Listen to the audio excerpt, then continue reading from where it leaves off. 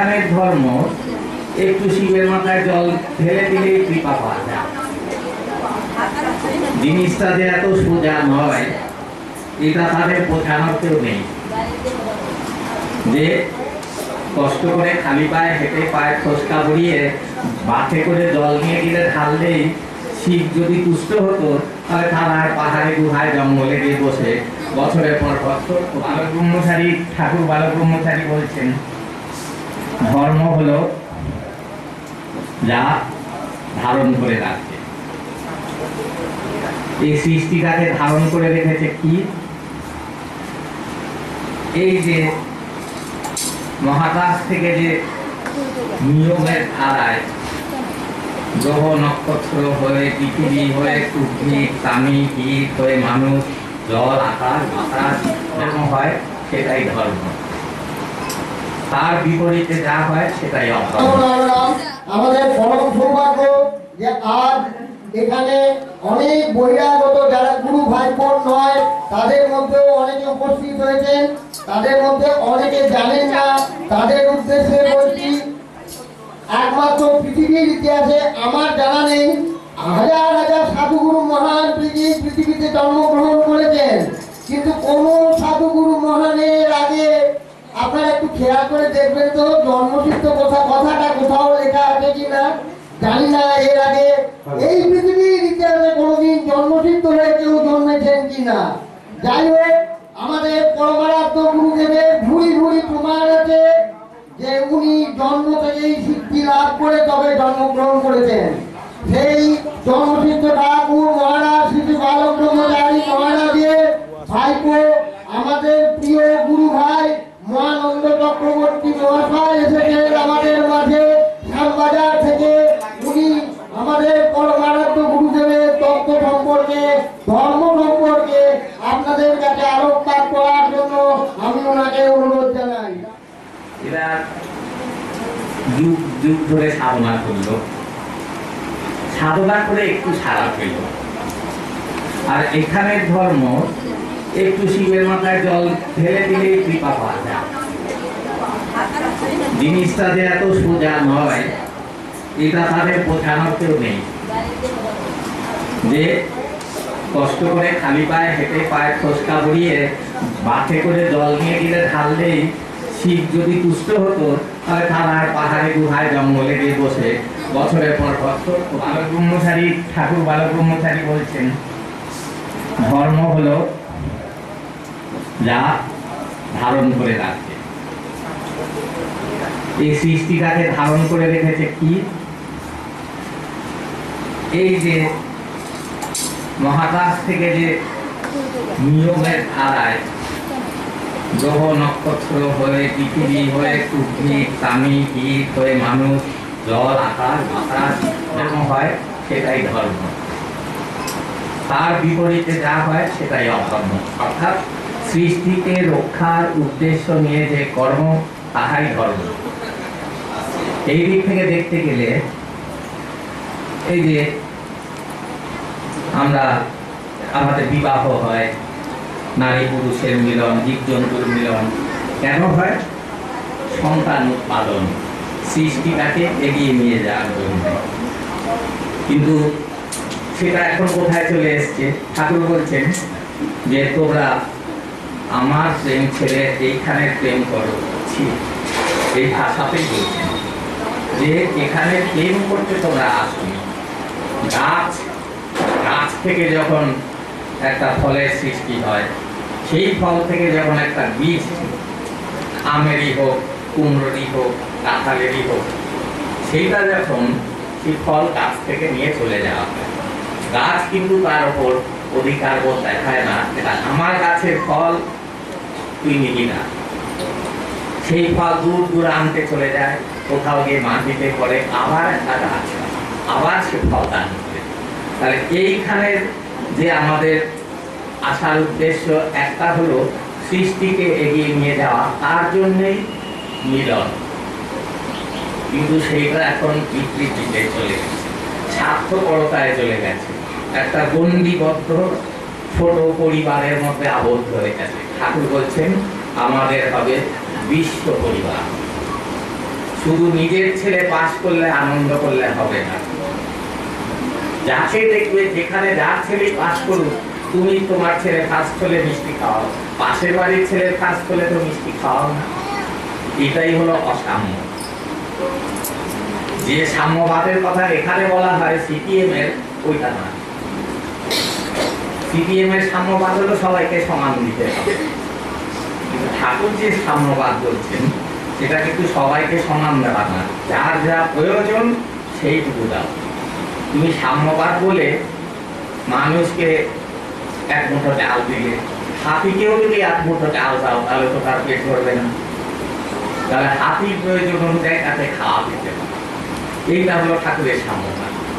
আর ঠাকুরের ধর্ম কি, যেটা ঠাকুর বলছেন সবার ক্ষেত্রে যেটা সমভাবে প্রযোজ্য, যেমন সূর্যের আলো, বাতাস, জল, মাটি, আকাশ সবার জন্য দেওয়া। একটা অ্যামিবা থেকে শুরু করে একটা তিমি মাছ অব্দি সবাই তাকে টেনে নিতে পারে, সেখানে কেউ বাধার সৃষ্টি করে না। এইখানে যে বাধার সৃষ্টি করবে সেই পশু।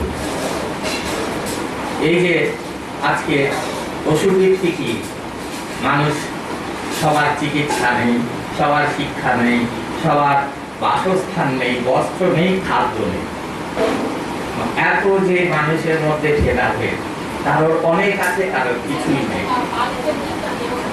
এইটা প্রকৃতির নিয়ম নয়। প্রকৃতির নিয়ম হলো সবার জন্য সব। বেদের যুগের কি নিয়ম ছিল, 200 ঘর নিয়ে একটা গ্রাম, সেই গ্রামের সব লোক এক জায়গায় সব জমি চাষ করে এনে তাদের ফসলগুলো রাখবে। ওই 200 ঘর ধরা হলো এই একটা জায়গার নাম আমোদপুর। আমোদপুরের 200 ঘরের সব চাষিরা তাদের ফলা যত শাক সবজি, তারপরে চাল ডাল সব নিয়ে এক জায়গায় মেলা, রোজ সেখান থেকে যার যার প্রয়োজন নিয়ে যায়। পরের দিনের জন্য আজকে না চলবে, সঞ্চয় নিচ্ছে। তোমার বাড়িতে 100 লোক খাবে, খাক, তুমি 100 জনের খাবার নিয়ে যাও, আজকে নেই। এইরকম এইভাবে 200 ঘর করে সারা দেশ তা এক ছুটেছে। কিন্তু এখন সেই সুরটা বেসুর হয়ে গেছে, সেইটাকে ঠাকুর অসুর বৃত্তি হচ্ছে। এই অসুর বৃত্তি নাশ করার জন্য কিসের প্রয়োজন? অস্ত্রের প্রয়োজন। অসুর নাশ, এই অস্ত্র কি? এই অস্ত্র গুলি, বন্দুক, কামান, দা এসব নয়। এই অস্ত্র হলো জ্ঞানের অস্ত্র আর নামের অস্ত্র। মনোজগতে যদি পরিবর্তন না হয় তাহলে কোনোভাবেই পৃথিবীতে পরিবর্তন আসবে না। আজ অব্দি কোনো যুদ্ধে বা ভয় দেখিয়ে সারা পৃথিবীর মানুষকে কেউ বশ করতে পারে না। পেরেছে কিসে? সব থেকে বেশি কে পেরেছে? ঠাকুরের আগে মহাপুরুষ। কিসের মাধ্যমে? হরে কৃষ্ণ নাম। হরে কৃষ্ণ নাম মিলিয়ে আজকে আমেরিকায়, তারপরে ইউরোপে, অস্ট্রেলিয়া সর্বত্র হরে কৃষ্ণ নাম। প্রেম মার্কে নাম যাচ্ছে গৌর নিত্যানন্দ, পথে ঘাটে নাম যাচ্ছে গৌর নিত্যানন্দ, ধনী খানার বাছে নামে গৌর নিত্যানন্দ।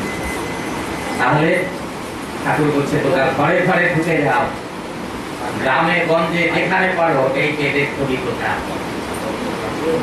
সেই কাজ কথা বলছি, সেই কাজটা সঠিকভাবে করাটাই আমাদের দায়িত্ব। সেই দায়িত্বটা সঠিকভাবে সকলে পালন করছে। বেদের তত্ত্ব এবং বেদের ধ্বনি এইটাকে সঠিকভাবে তারে তারে পৌঁছে দিতে পারলে তখন আপনি তাদের মধ্যে বিবেকের জাগরণ। এই যে বলছে না, আপসে দুনিয়া বদলে যাবে। এটা কিসে? দুনিয়াটার চেহারাটা কিসের প্রতিফলন? মনের।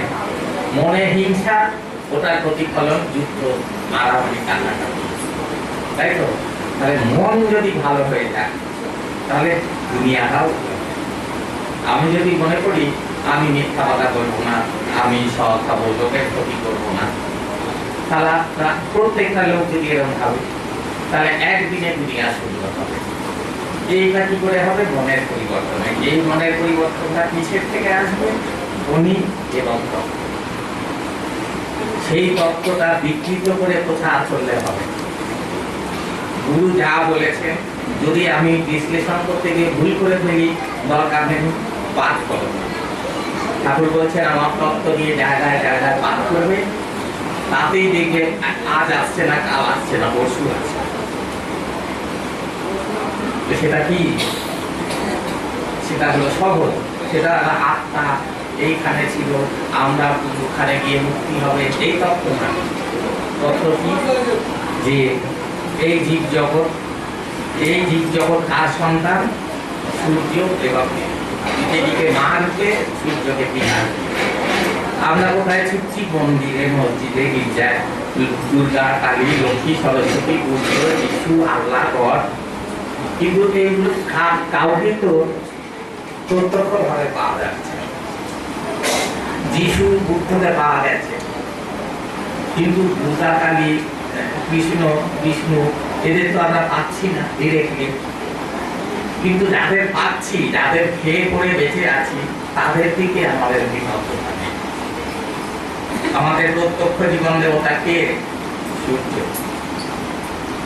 সূর্য, বাতাস, জল, মাটি, আকাশ, এরা ছাড়া আমাদের অস্তিত্ব নেই।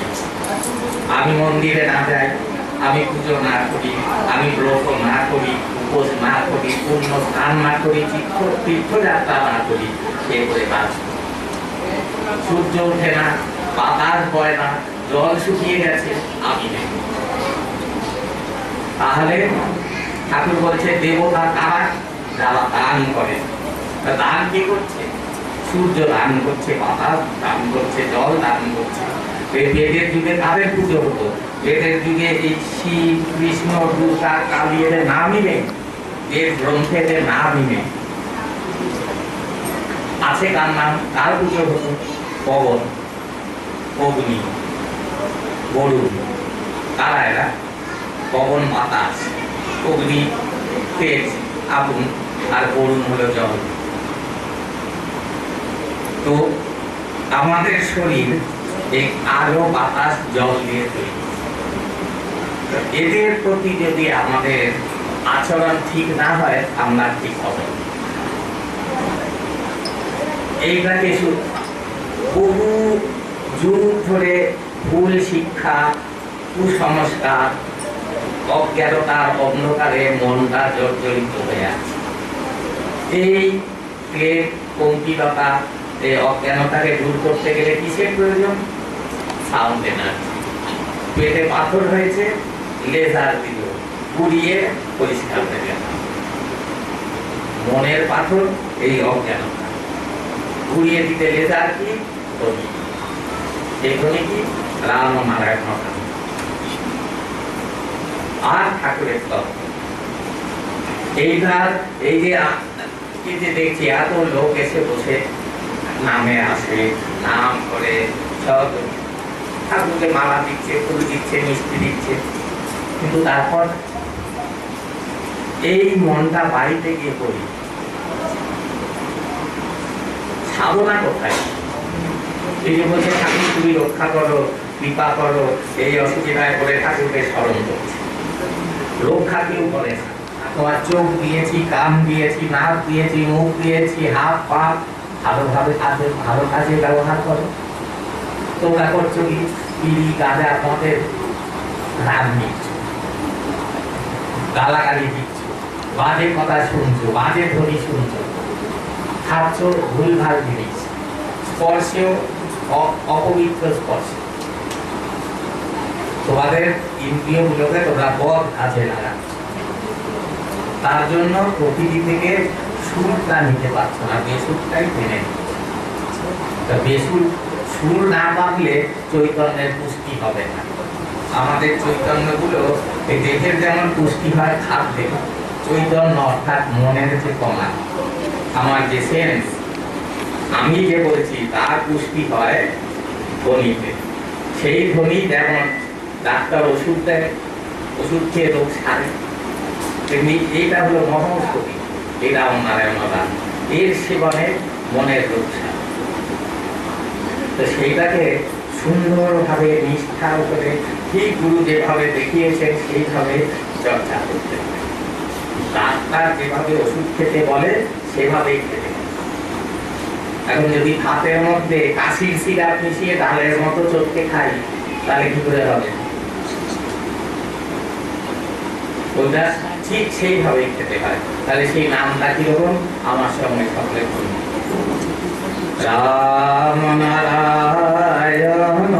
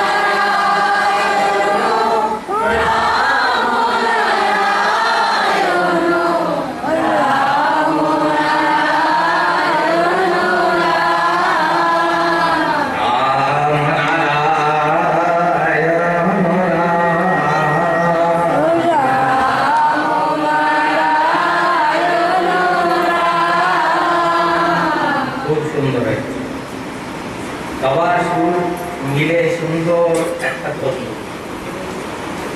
এবার নাম হলো, এবার যে ঠাকুর বলছে বেদ প্রচার, এই বেদ প্রচারটা কি, তত্ত্ব প্রচারটা কি, কি বলবো? ঠাকুর বলছে জন্ম সিদ্ধের ইতিহাসটা জানতে হয়। ঠাকুরের কথা বলতে গিয়ে যদি বলি আমার ঠাকুর সস্তা, আমার ঠাকুর পূর্ণ ব্রহ্ম, আমার ঠাকুর এই ভগবান যুগ অবতার অমুক তমুক এইসব বললে লোকে প্রথমে ব্যঙ্গ বৃদ্ধি। অন্য গুরুর শিষ্যরাও তো বলছে, তাদের দোষ কি? তাদের কারণ কি হাসাহাসি করে? তারা বলছে আমাদের গুরু শিব বিষ্ণু বিষ্ণু তৈরি করেছে, তো তাদের দোষটা কি? তাদের ঠাকুরকে প্রচার করতে ঠাকুর বলেছেন আমাকে বিশ্ববাসী জানবে আমার তত্ত্বের নাম। আমার দেহটাকে পুজো না করে তোমার দেহের মধ্যে যে বিবেক আসীন তার পুজো করো, তার সাথে হাত নেই। তাহলে তত্ত্ব বলতে গিয়ে প্রথমে কি বলতে হবে? গুরুর পরিচয় দিতে গিয়ে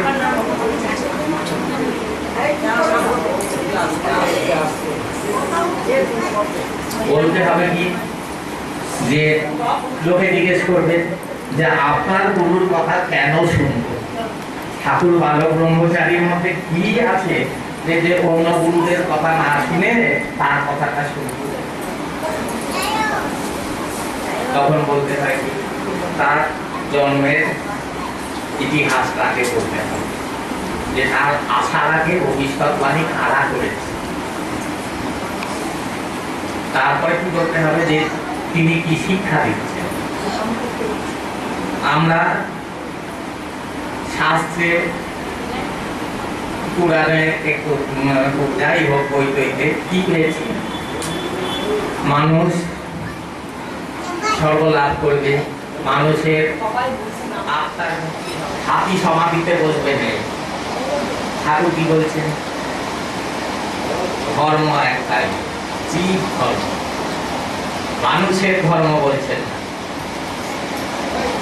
সূর্যের ওরস জাত, পৃথিবীর গর্ভজাত সকল জীবকে নিয়ে সন্তান দল, শুধু মানুষ নিয়ে নয়।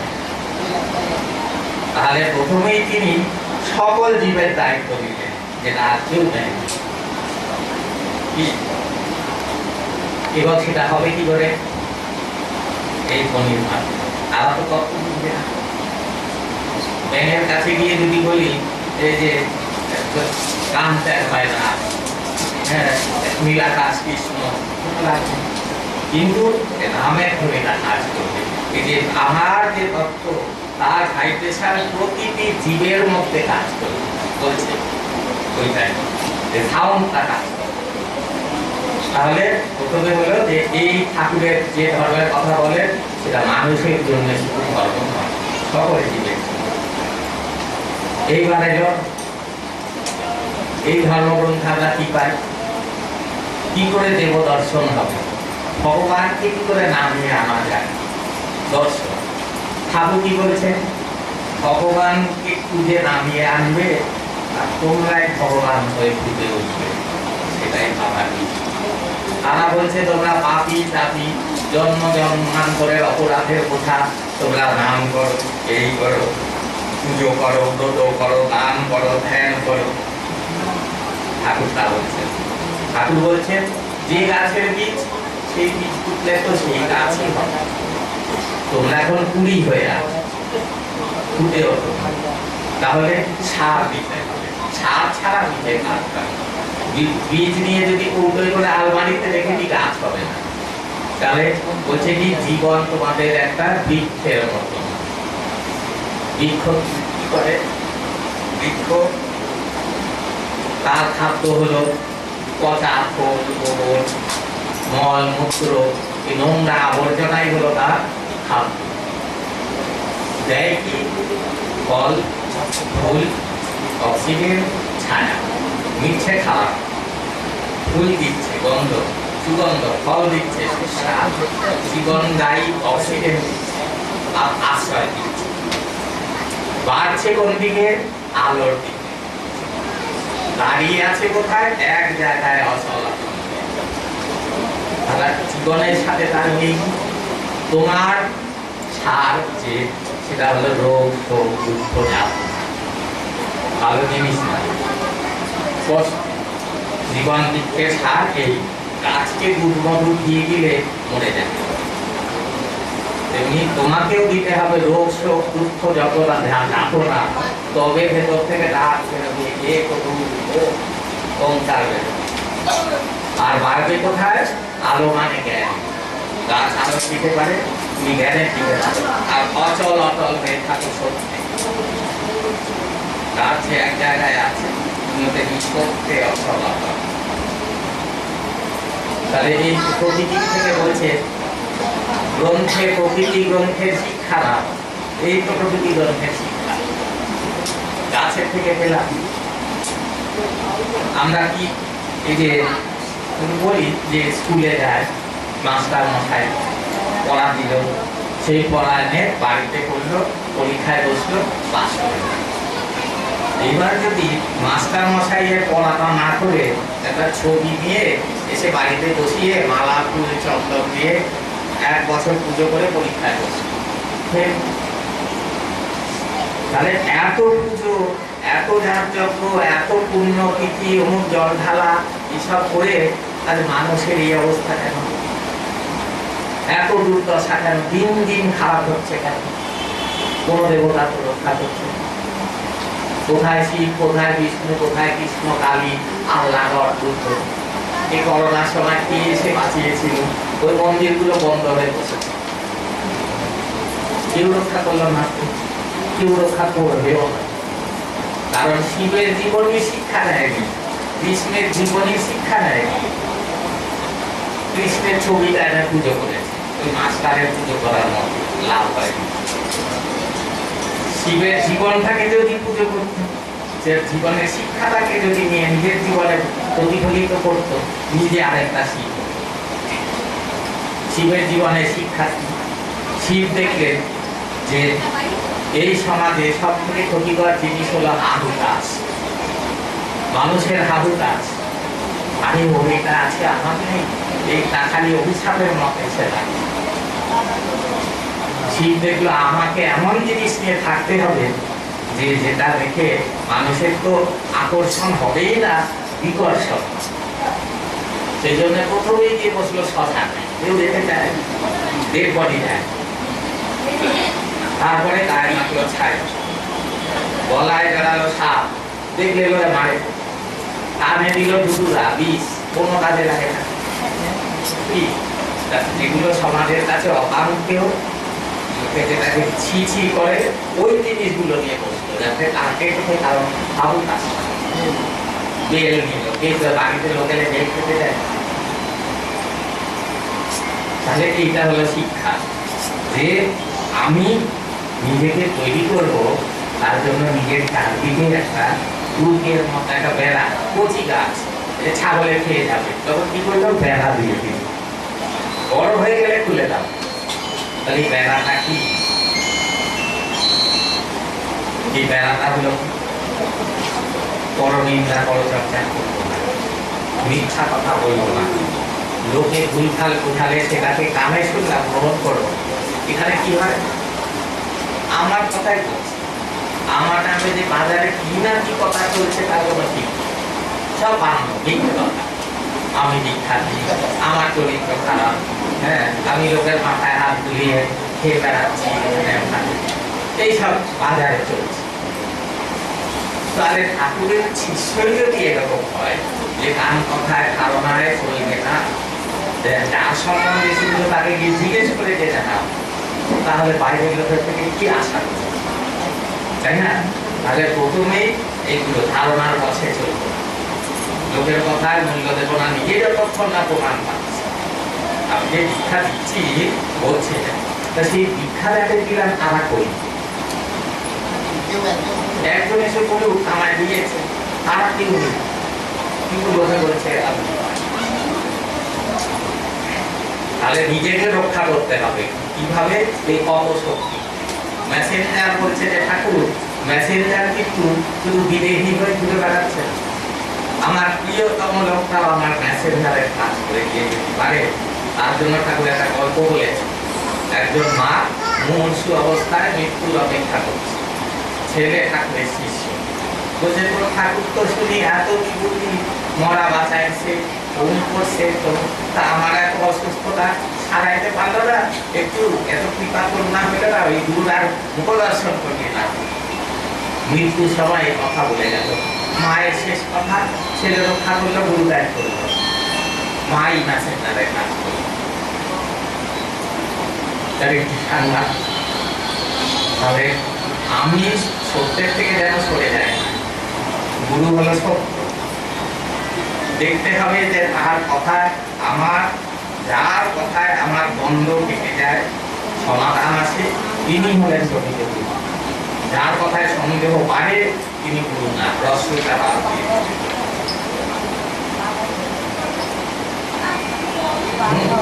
তাহলে আমার দিক থেকে বলছি যে আমার জীবনে আমি ঠাকুরের বাণীর ধারে কাছে কোনো বাণী পাই, উপরে তো ছেড়ে দিলাম সমানো না, ধারে কাছেই নেই। এই গীতা উপনিষদ, এই বেদ পুরাণ যোগ বাশিষ্ঠ রামায়ণ পড়ে পড়েছি। ঠাকুর হলো প্র্যাকটিক্যাল, বড় পাবে। কিন্তু এত যে আশ্রম আছে, এতগুলো যে মঠ আছে, সেই যে গুরু প্রতিষ্ঠা করেছিল, আর তো একটা ওই গুরু বেরোলো না। হ্যাঁ, বংশ পরম্পরায় গুরুগিরি চলছে, ওই একটা গুরুতেই শেষ। আরেকটা তৈলঙ্গ স্বামী নেই, আরেকটা লোকনাথ ব্রহ্মচারী নেই, আরেকটা মহাপ্রভু নেই, আরেকটা বামাখ্যা পানি। কেন? এমনকি এই এখনকার যে মঠ মিশনগুলো, তাদেরও যে প্রতিষ্ঠাতা সেই পর্যায়েরও তো কেউ নেই।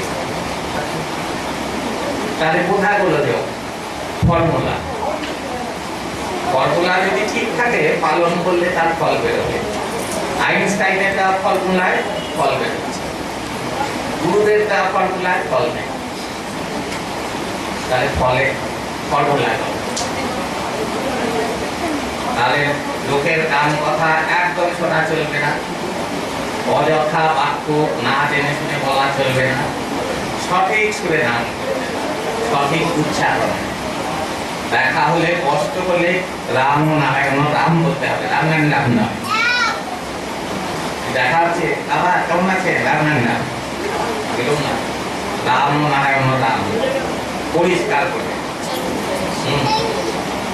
বিফলে যাবে না, বেসুরে বেতালে ভুল উচ্চারণ হবে না। সঠিকতা, সাধনার মানেই তাই সঠিকতা। সঠিকতার রিপিটেশনই হলো সাধনা। যে গান শেখে সা রে গা মা গা মা পা পা পা দা পা দা নি দা নি সা, রোজ হচ্ছে। তখন একটা গান গায়, তখন সেটা আনন্দ ধারা বহিছে ভুবনে। সেটা যে যদি রেয়াজ না থাকে বেসুরো গাইবে, তাল কেটে যাবে। তাহলে এই নামের ধ্বনিও সেই স্বরলিপি, কি বলছেন, মহাকাশের স্বরলিপি, গানের স্বরলিপি, এটা মহাকাশের স্বরলিপি। এই স্বরলিপি, এই বর্ণমালা বললে কি হয়, অ আর ক খ শিখলে, বর্ণ পরিচয় করলে এইখানকার শাস্ত্র, এখানকার বই সব পড়া যায়। আর রাম নারায়ণ রাম, এই ৮ অক্ষরের বর্ণমালা বললে প্রকৃতির গ্রন্থ পাঠ। অ আর ক খর মানে নেই, এবিসিডির মানে নেই, কিন্তু বই দিয়ে কোটি কোটি মানে যুক্ত বই তৈরি। তেমনি রা ন, এটা এমনি শুনতে গেলে এ কথার কি অর্থ, রা রা রা ঠাকুর বলছে, রায়ের ব্যাখ্যা দিতে গেলেই ৩ দিন চলে যায়। ওই দরকার নেই, ওইগুলোকে মুখস্থ করতে হবে। ২ কে ২, ২ দুগুণে ৪, ৩ দুগুণে ৬, ৪ দুগুণে ৮, তারপরে মুদির দোকানে গিয়ে এতগুলো জিনিস কিনে যোগ কর, চট করে বেরিয়ে গেল, নামটা মুখস্থ। তাহলে এই বর্ণমালা মুখস্থর মতো করতে হবে। বুঝি না বুঝি, ঠাকুর বলছে বোঝো না বোঝো, মন বসুক না বসুক, পড়ার জন্য করে যাও। রাম নারায়ণ রাম, রাম নারায়ণ রাম নারায়ণ, রাম নারায়ণ রাম। লোককে শোনাচ্ছি, আমি নিজে ওর মধ্যে ঢুকে গিয়ে বিভোর হয়ে গাইছি। যে শুনলো, কে আমার গলার প্রশংসা করলো, কত কাজ আছে, এতে কোনো মূল্য নেই। চাই আবেদন, নিবেদন, আকুলতা। বেদের যুগের মুনি ঋষিরা বলছে ঠাকুর বছরের পর বছর আকুল হয়ে কাঁদছে একটু ছাড়ার জন্য। তারপর তারা দেখলো দূর থেকে একটা সুর জ্ঞান প্রতিষ্ঠা আসছে। তারপর দেখলো সারা আকাশে লেখা রাম ও নারায়ণ রাম। এবার সেইটা ঠাকুর ডিরেক্ট সস্তায় এনে দিয়েছে, তো পয়সা লাগেনি, ওই জন্য মূল্য নিচ্ছে। যেদিন দেহ ছেড়ে চলে যাবে সেই দিন মূল্য, যে কি কে কি করে এসেছে।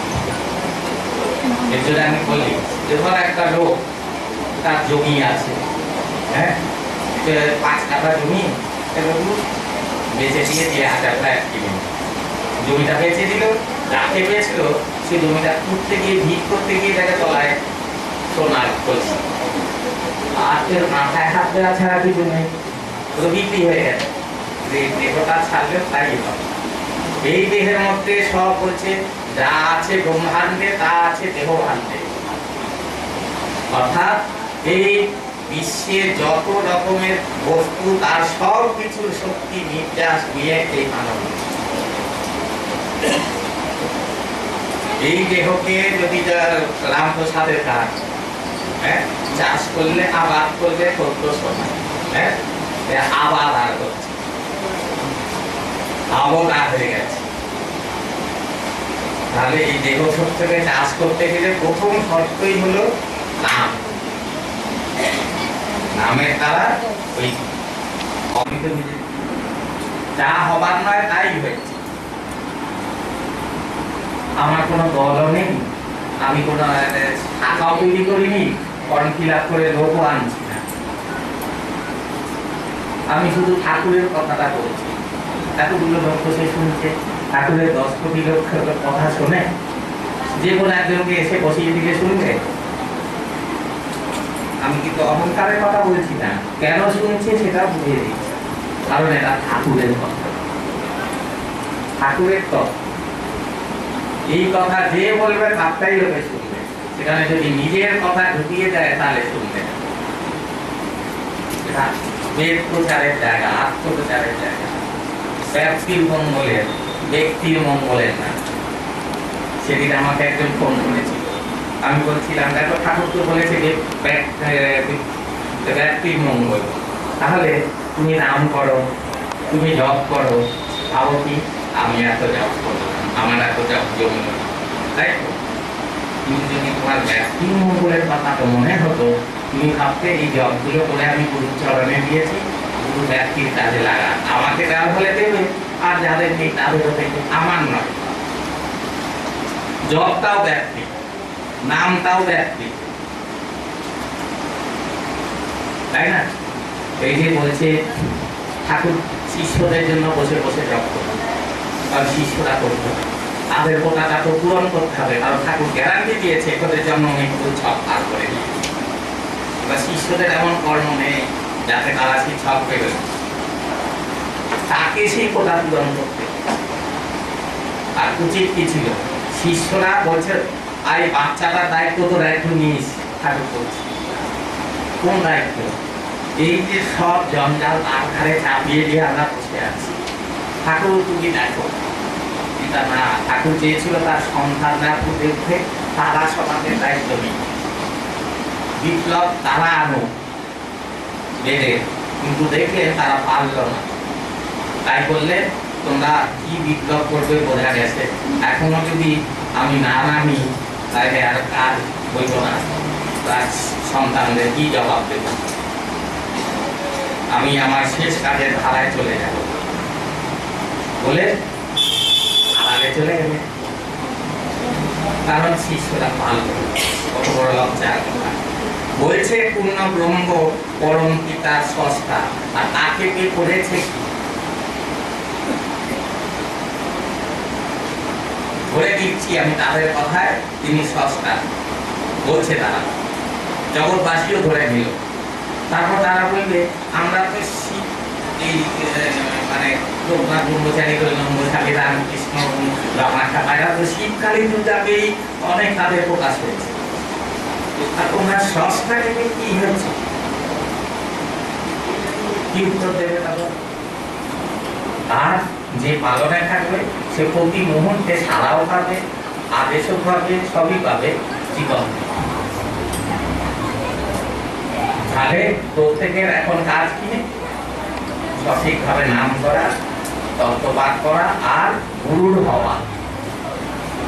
আমরা এখানে সবার হয়ে আছি, আমরা বাবার, আমরা মায়ের, আমরা স্বামীর, আমরা স্ত্রীর, আমরা পুত্রের, আমরা কন্যা, নাতি নাতনি, গুরুর না। গুরুর জন্য দিনের শেষে 2 আনা করে আছে, 14 আনা গেছে, এটাকে উল্টে দিতে হবে। সংসারে থাকার জন্য 2 আনা রেখেছি, 14 আনা করছি। তখন গুরু ধরবে, তখন গুরু দায়িত্ব নেবে, এ আমার হয়েছে, আমি যদি নিজেকে না ছাড়ি তাহলে কি আমার করবে? আমি এখানে পড়ে থেকে বলছি আমার টেনে চলো তো চলা যাবে? এটা তো ছাড়তে হবে। তেমনি এখানে সব কাজই করতে হবে, কিন্তু মনটা রাখতে হবে গুরু। ওই জন্য মনোলক্ষ্মী আছে, সব করো, মন দিও না। কারণ এখানে একটা জিনিসও যাবে না, নিজের দেহটা পর্যন্ত যাবে। যে দেহটা তোমার পরিচয় যে আমি, সেই দেহটা পর্যন্ত ফেলে দিতে হবে। চলে ফেলে দিলেও বিচ্ছে এসে যাবে। তাহলে তুমি কাকে এখানে ধরে রাখবে? কার জন্য তুমি আপনার সময় দেবে? ওই জন্য বলছে পরে দেখবি এইগুলোর পিছনে সময় দিচ্ছি সব কামলার পোকা। তাই গুরু ভজরে করে শোনাটা দিল দরিয়ায় সে দোকান কে দিলে আশা। গুরু ভজরে, গুরু ভজ, গুরু চিন্ত, গুরু ভরসা, গুরু বিনায় জগতে বন্ধু নাই দেয়া। জগৎ মানে পৃথিবী না, বিশ্ব জগতে গুরু ছাড়া আর কেউ নেই। এখানে সবাই দুদিনের, গুরু চিরদিনের। এটা মনে রেখে জীবনের বাকি দুটো দিন অতিবাহিত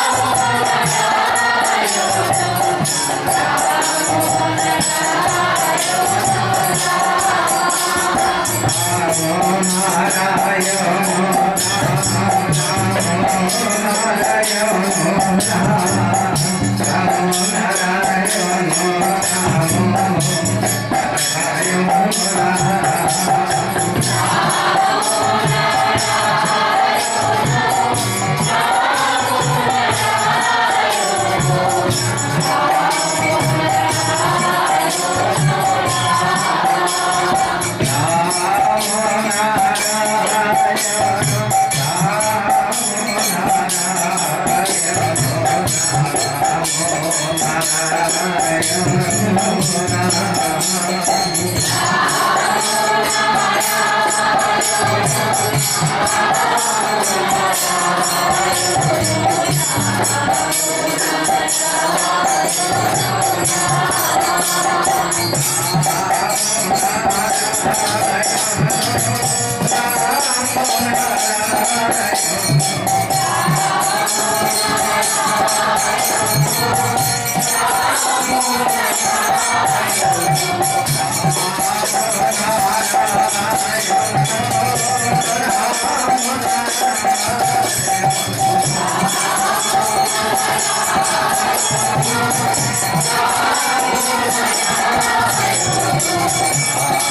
Jai